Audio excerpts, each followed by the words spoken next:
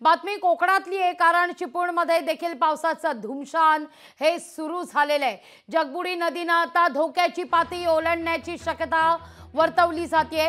प्रशासनाकडून नदीकाठच्या गावांना सतर्क राहण्याचा देखील आता इशारा देण्यात आलेला आहे। चिपळूणमध्ये आता दमदार पाऊस होतोय। गेल्या आठवड्याभरापासून आपण जर पाहिलं तर चिपळूणमध्ये पावसाचं सध्या धुमशान सुरू आहे।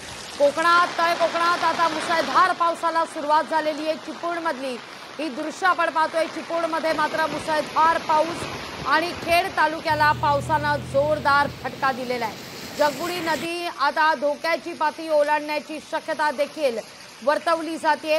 नदीकाठच्या गावांना सतर्क राहण्याचा इशारा देण्यात आलेला आहे। तर ही दृश्य आपण पाहतोय।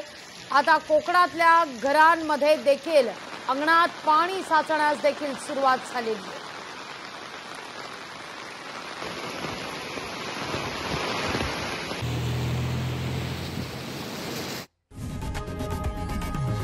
लोकशाही मराठी ऐका, पहा, जागरूक रहा।